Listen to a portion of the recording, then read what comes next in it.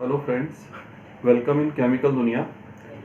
आज के वीडियो में मैं आप लोगों को एंजाइम्स के बारे में बताने जा रहा हूँ। देखिए, वर्ड है हमारा एंजाइम। देखिए, एंजाइम वर्ड जो है आपका ग्रीक लैंग्वेज से है।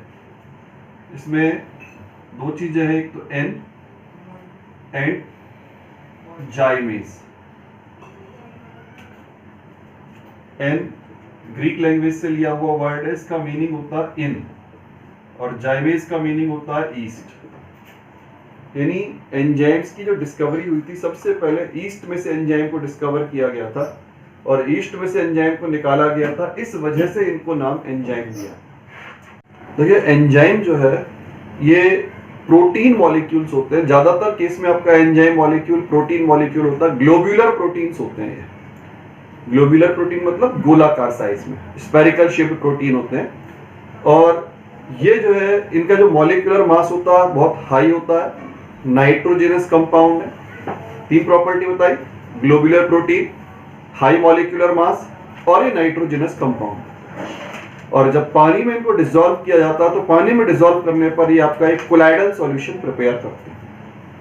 अब एंजाइम करता क्या है? एंजाइम को अपन एक नाम दे सकते हैं यहां पर, बायो केमिकल कैटलिस्ट। एंजाइम जो होता है ये आपका बायोकेमिकल कैटलिस्ट कहलाता है। बायोकेमिकल कैटलिस्ट क्यों कहते हैं? क्योंकि ये आपकी जो बायोकेमिकल रिएक्शंस होती है, उन बायोकेमिकल रिएक्शंस के रेट को जो है इस पर अपना इफेक्ट डालता है। बायोकेमिकल रिएक्शंस की रेट को इंक्रीज कर सकता है या फिर बायोकेमिकल रिएक्शंस के रेट को डिक्रीज कर सकता है। तो बायोकेमिकल रिएक्शंस को कंट्रोल करने के लिए अपन जो है हमारी बॉडी के अंदर जो है एंजाइम्स प्रेजेंट होते हैं, और कुछ रिएक्शंस में अपन एंजाइम को बाहर से मिला करके अपन उन रिएक्शंस को कंट्रोल कर सकते हैं। अब इसके अपन पहली बात तो ये आती है कि बायोकेमिकल रिएक्शंस क्या होती हैं। देखिए, बायोकेमिकल रिएक्शन का मतलब होता है वो रिएक्शंस जो हमारी बॉडी के अंदर हो, जैसे आपका रेस्पिरेशन होता है, डाइजेशन होता है। तो ये सारा का सारा इसके अंदर जितने भी केमिकल प्रोसेस होते हैं, ये सारे के सारे केमिकल प्रोसेसेस ये आपके कैटलिस्ट के यानी बायोकेमिकल कैटलिस्ट यानी एंजाइम्स के कंट्रोल में चलते हैं। फिर कुछ रिएक्शन ऐसी भी होती हैं जो आपके लिविंग थिंग से मिलने वाले मटेरियल में होती है। लिविंग थिंग से मिलने वाले मटेरियल, जैसे आपको सपोज कीजिए एथेनॉल बनाना है, तो एथेनॉल बनाने के लिए अपन मोलेसेस को काम में लेते हैं। मोलेसेस आपका जो है शुगर केन होता है, और शुगर केन से जब अपन शुगर को निकालते हैं तो शुगर निकालने के बाद जो वेस्ट मटेरियल बचता है उसको अपन नाम देते हैं मोलेसेस। यानी एक्चुअल में आपकी बायोकेमिकल रिएक्शन की दो कंडीशंस हैं। एक कंडीशन तो होती है कि या तो वो बॉडी के अंदर हो, आपके लिविंग थिंग्स की बॉडी के अंदर हो, या फिर लिविंग थिंग से मिलने वाले किसी मटेरियल के अंदर। तो बायोकेमिकल रिएक्शंस को कंट्रोल करने के लिए आप एंजाइम्स को काम में लेते हैं। तो एंजाइम्स क्या हुए? एंजाइम्स का जो नाम एंजाइम दिया हुआ है वो है आपका एन प्लस जाइमेज से, en for in, zymes for yeast. यानी सबसे पहले इसकी डिस्कवरी ईस्ट में से की गई थी, इसके कारण से इनको नाम मिला है एंजाइम। एंजाइम आपके प्रोटीन, ग्लोब्यूलर प्रोटीन मॉलिक्यूल्स होते हैं, इनमें नाइट्रोजन होता है और इनका मॉलिक्यूलर मास हाई होता है। और इनका जो मेन फंक्शन होता है, एंजाइम्स आपके बायोकेमिकल कैटलिस्ट का काम करते हैं। यानी बायोकेमिकल रिएक्शंस की रेट को कंट्रोल करने का काम एंजाइम्स के थ्रू किया जाता है। अपन इससे कुछ एग्जांपल देखें। जैसे देखिए,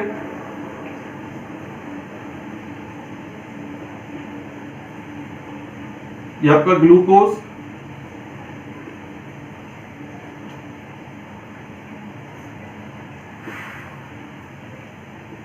जाइमेज एंजाइम, आपका ग्लूकोज होता है जाइमेज एंजाइम की हेल्प से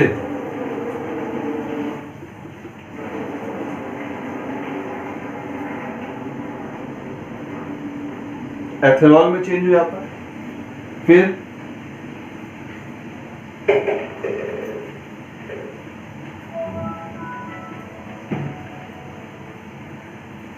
यूरिया,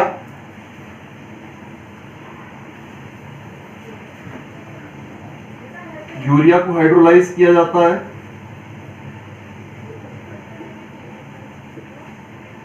यूरियस एंजाइम की प्रेजेंस में, और यूरियस एंजाइम की प्रेजेंस में हाइड्रोलाइज होने पर देता है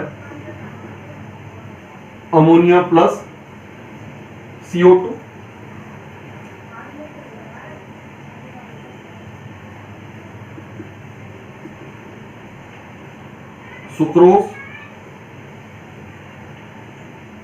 सुक्रोज और केन शुगर, इसका हाइड्रोलाइसिस किया जाता है इनवर्टेज एंजाइम की हेल्प से, और आफ्टर हाइड्रोलाइसिस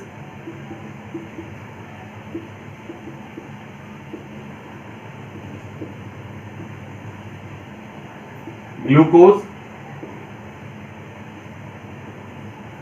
फ्रक्टोज, दोनों का मॉलिक्यूलर फॉर्मूला सेम होता है। ये दोनों एक दूसरे के फंक्शनल ग्रुप आइसोमर होते हैं, यानी इसका फंक्शनल ग्रुप, इसका फंक्शनल ग्रुप दोनों डिफरेंट है। ग्लूकोज के अंदर एल्डिहाइड ग्रुप होता है, फ्रक्टोज के अंदर कीटोन ग्रुप होता है। तो ये आपके जो है एंजाइम्स की रिएक्शन के कुछ एग्जांपल हो गए।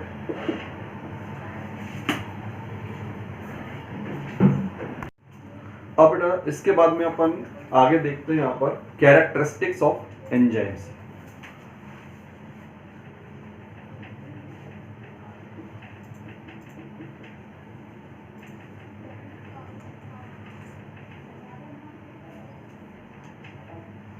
देखिए एंजाइम कैरेक्टरिस्टिक्स में सबसे पहला इसका जो पॉइंट आता है स्मॉल क्वांटिटी। कोई भी आपकी एंजाइम से कैटेलाइज होने वाली जो रिएक्शन होती है, उस रिएक्शन में एंजाइम का बहुत स्मॉल पार्ट रिएक्शन को कंट्रोल करने के लिए काम में लिया जाता है।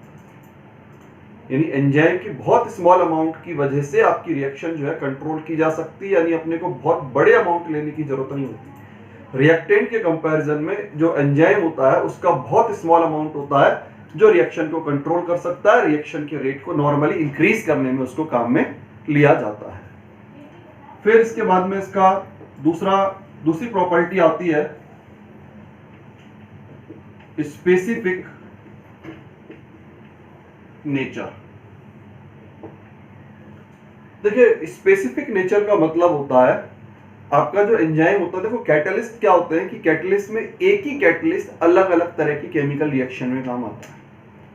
जैसे आप लोगों ने 11th क्लास में हाइड्रोकार्बन वाले चैप्टर में हाइड्रोजिनेशन की रिएक्शन को पढ़ा है। एल्कीन का हाइड्रोजिनेशन कराना है तो भी अपन निकिल प्लेटिनम पैलेडियम कैटलिस्ट ले रहे हैं।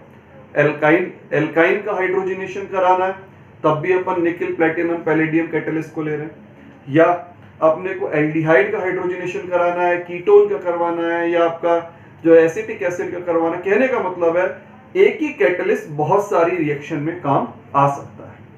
लेकिन बेटा एंजाइम्स के साथ ऐसा नहीं होता है। एक तरह का एंजाइम केवल एक टाइप की केमिकल रिएक्शन को ही कैटेलाइज कर सकता है, और इस वजह से अपन एंजाइम का जो नेचर होता है उस एंजाइम के नेचर को हम जो है स्पेसिफिक नेचर का नाम देते हैं। जैसे अभी अपन ने एंजाइम रिएक्शन के कुछ एग्जांपल पढ़े। अब जैसे ग्लूकोज का मॉलिक्यूलर फार्मूला बताया था C6H12O6, फ्रक्टोज का भी मॉलिक्यूलर फार्मूला C6H12O6 होता है। लेकिन ग्लूकोज जो होता है वो आपका जाइमेज एंजाइम के थ्रू अल्कोहल में कन्वर्ट हो जाता है, लेकिन फ्रक्टोज जो होता है फ्रक्टोज के ऊपर जाइमेज एंजाइम कोई काम नहीं करेगा। यानी जाइमेज एंजाइम केवल और केवल ग्लूकोज को अल्कोहल में, एथाइल अल्कोहल में कन्वर्ट करने में काम आता है। या यूरियस एंजाइम जो होता है वो केवल यूरिया को हाइड्रोलाइज करने में काम आता है। यानी कहने का मतलब है एक तरह का एंजाइम केवल एक तरह की केमिकल रिएक्शन को ही कंट्रोल कर सकता है, उसके रेट को चेंज करने का काम कर सकता है। तो इस वजह से अपन एंजाइम का जो नेचर होता है उस नेचर को हम नाम क्या दे सकते हैं, स्पेसिफिक नेचर। अब इसके बाद में जो है थर्ड पॉइंट आता है इसका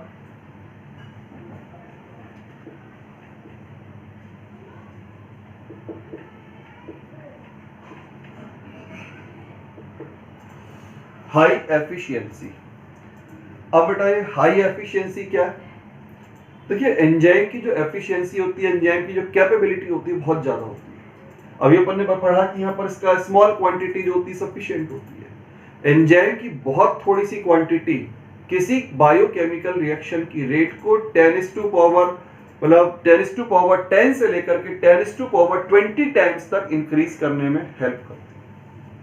यानी अगर बात की जाए तो बगैर एंजाइम के जो रिएक्शन रेट है वो बहुत बहुत बहुत ज्यादा स्लो होती है, लेकिन एंजाइम की प्रेजेंस में वही रिएक्शन जो है, स्मॉल अमाउंट की प्रेजेंस में वही रिएक्शन 10⁻10 से लेकर के 10⁻20 टाइम्स तक इंक्रीज हो सकती है।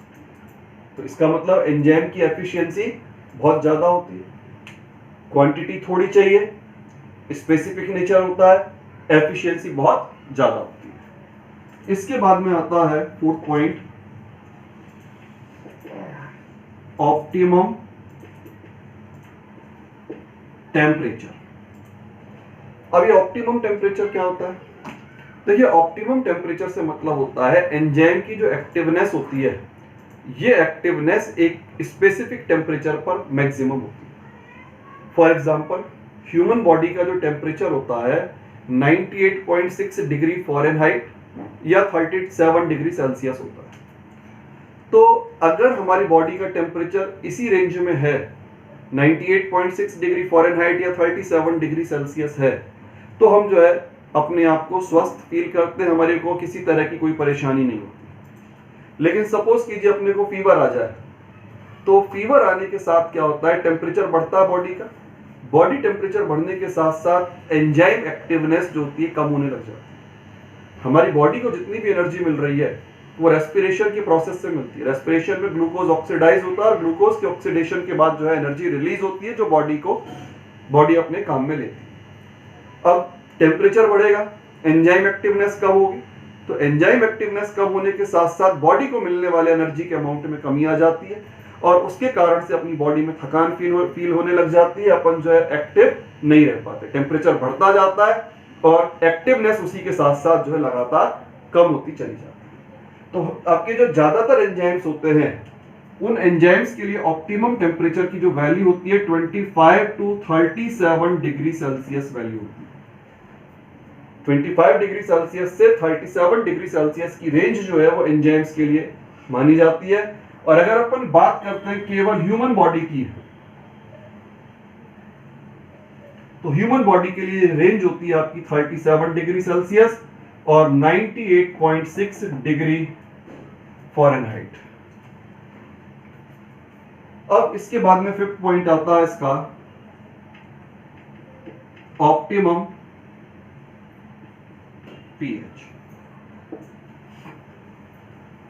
देखिए ऑप्टिमम पीएच में आपके जितने भी एंजाइम्स होते हैं, सभी एंजाइम्स के लिए एक फिक्स पीएच रेंज होती है और उस अप्रॉक्स पीएच रेंज पर ही आपका एंजाइम जो है अपना काम कर पाता है।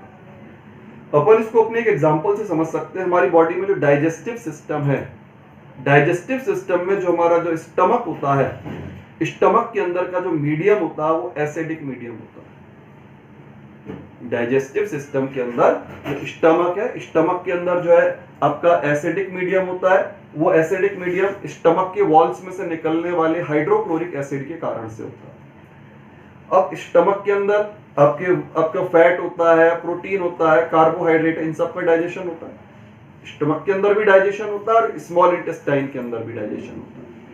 स्मॉल इंटेस्टाइन के अंदर का जो मीडियम होता है वो बेसिक मीडियम होता है और वहां पर भी आपका फैट, प्रोटीन, कार्बोहाइड्रेट, इनका डाइजेशन होता है।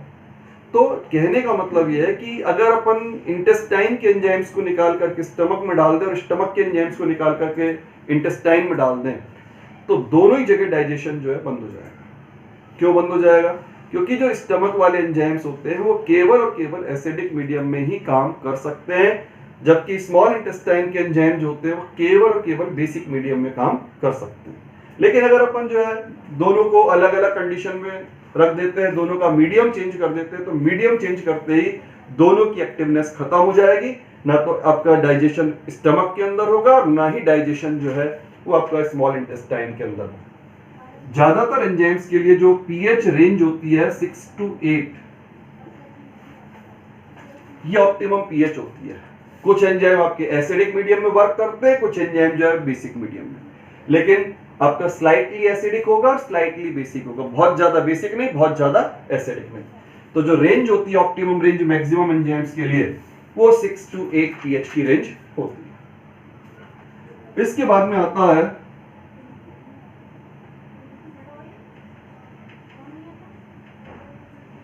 कोएंजाइम्स। अब देखिए कोएंजाइम्स क्या होते हैं।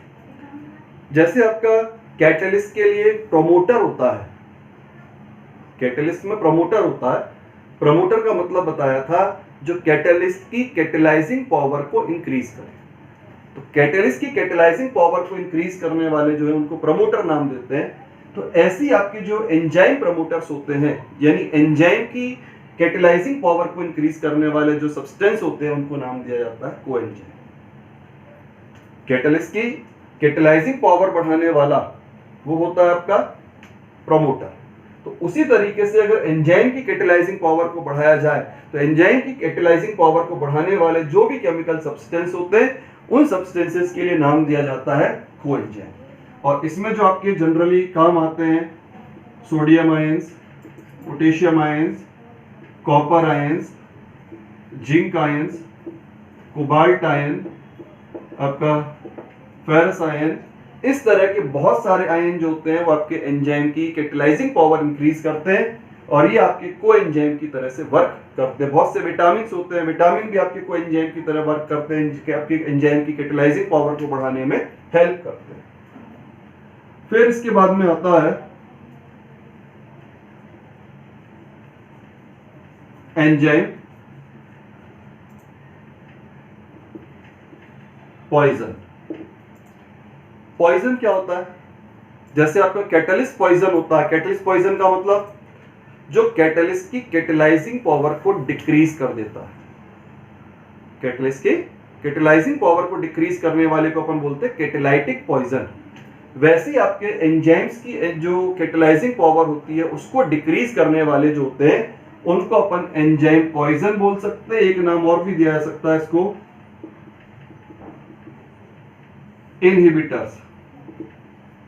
दूसरा नाम इसके लिए दिया जाता है इनहिबिटर्स।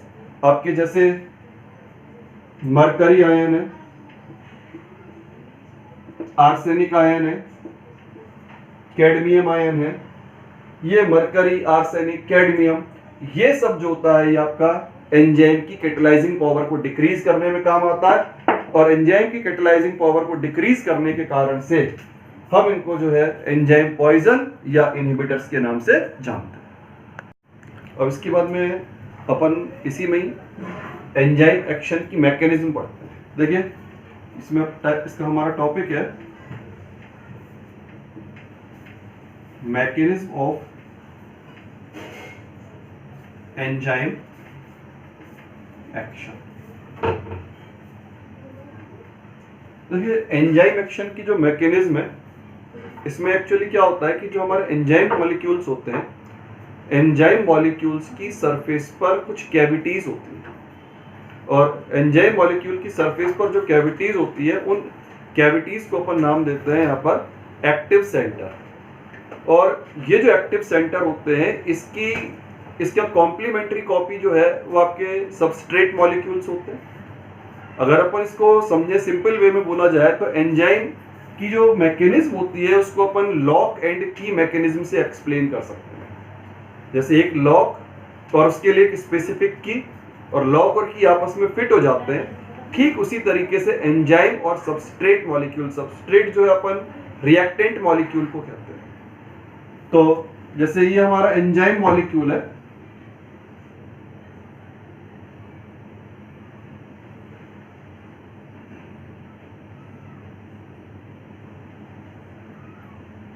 ये एंजाइम मॉलिक्यूल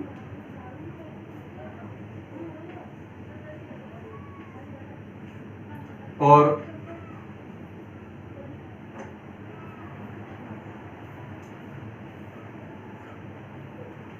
इसमें जो कैविटीज अपन को दिखाई पड़ रही हैं, इन कैविटीज के लिए अपन टर्म देते हैं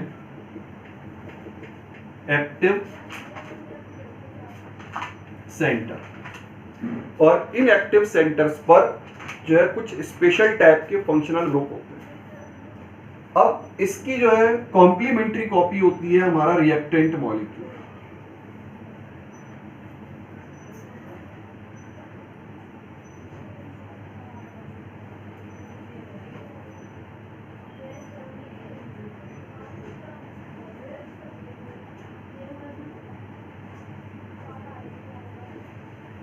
ये हमारा सबस्ट्रेट मॉलिक्यूल होता है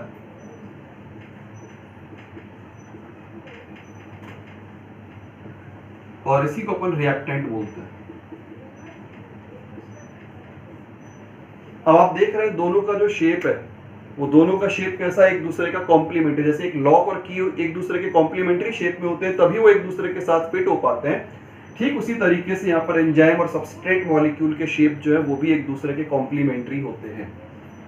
अब इसके एक्टिव सेंटर में जो मिलने वाला फंक्शनल ग्रुप है और इसके साथ जो फंक्शनल ग्रुप अटैच होते हैं उनके बीच में आपस में या तो हाइड्रोजन बॉन्डिंग हो जाती है या वंडरवाल अट्रैक्शन होता है। तो हाइड्रोजन बॉन्डिंग या वंडरवाल अट्रैक्शन से एक दूसरे के कांटेक्ट में आते हैं और एक दूसरे के कांटेक्ट में आने के बाद यहां पर ये बनाते हैं एक कॉम्प्लेक्स।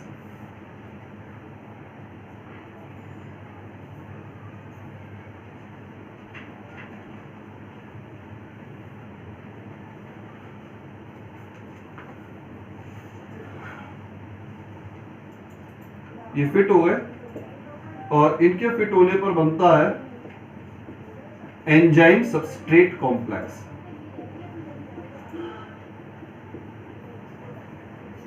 Enzyme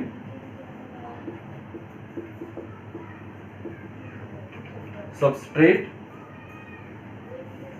complex. और ये जो एंजाइम सबस्ट्रेट कॉम्प्लेक्स होता है ये अगले स्टेप में एंजाइम प्रोडक्ट कॉम्प्लेक्स में चेंज होगा। देखिए कैसे।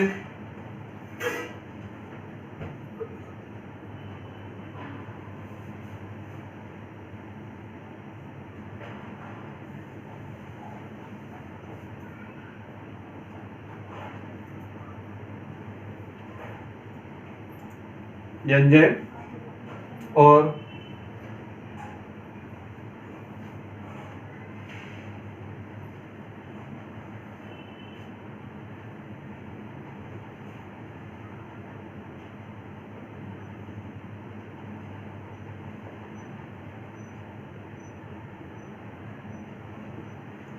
ये हो जाएगा आपका एंजाइम प्रोडक्ट कॉम्प्लेक्स।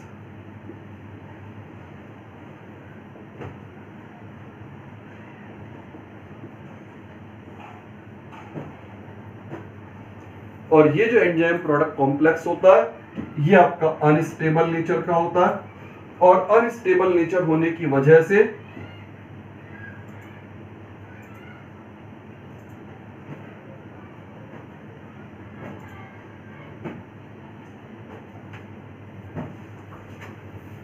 आपका एंजाइम मॉलिक्यूल अलग हो गया प्लस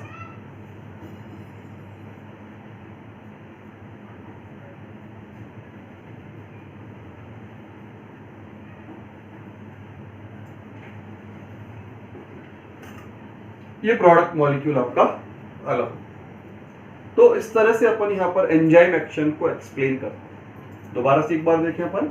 देखिए एंजाइम मॉलिक्यूल्स की सरफेस पर इसमें स्पेसिफिक कैविटीज होती हैं। इन कैविटीज को नाम दिया जाता है एक्टिव सेंटर और इन एक्टिव सेंटर पर जो है कुछ स्पेशल टाइप के फंक्शनल ग्रुप होते हैं। अब इसके बाद दूसरा आपका सबस्ट्रेट मॉलिक्यूल। सबस्ट्रेट को अपन जो है रिएक्टेंट भी बोलते हैं। बायो में सब जो रिएक्टेंट अपन केमिस्ट्री में रिएक्टेंट वर्ड यूज करते हैं, बायो में अपन सबस्ट्रेट वर्ड यूज करते हैं। तो जो रिएक्टेंट मॉलिक्यूल या सबस्ट्रेट मॉलिक्यूल होता है इस सबस्ट्रेट मॉलिक्यूल के साथ में भी कुछ फंक्शनल ग्रुप होंगे। तो जब ये एक दूसरे के कांटेक्ट में आएंगे तो इन दोनों के बीच में हाइड्रोजन बॉन्डिंग या वंडरवाल अट्रैक्शन जो है हो जाता है और इस वंडरवाल अट्रैक्शन या हाइड्रोजन बॉन्डिंग की वजह से आपको यहाँ पर एंजाइम सबस्ट्रेट कॉम्प्लेक्स मिलता है।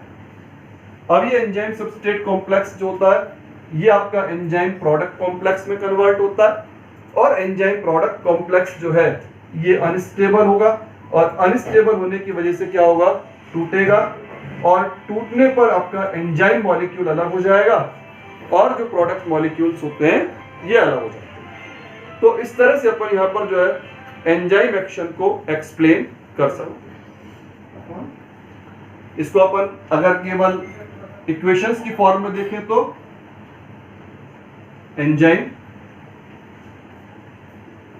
प्लस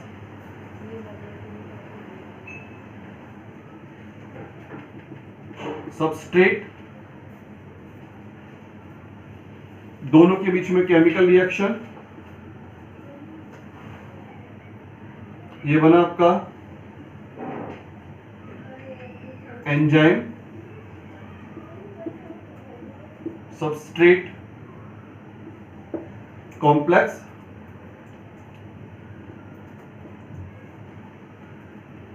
एंजाइम सबस्ट्रेट कॉम्प्लेक्स जो है ये नेक्स्ट स्टेप में आपका चेंज होता है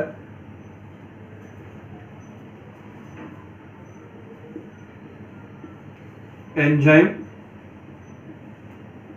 प्रोडक्ट कॉम्प्लेक्स में। और ये जो एंजाइम प्रोडक्ट कॉम्प्लेक्स है ये फाइनली डिकम्पोज होता है, और डिकम्पोज होने के बाद एंजाइम मॉलिक्यूल अलग हो जाता है, प्रोडक्ट मॉलिक्यूल अलग हो जाता है।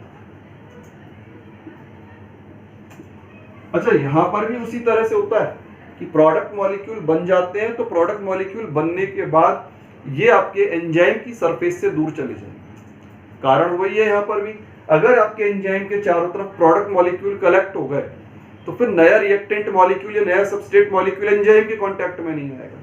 तो उससे बचने के लिए क्या होता है कि प्रोडक्ट बनता है, एंजाइम की सरफेस से अलग होता है, और सरफेस से अलग होने के बाद दूर चला जाता है।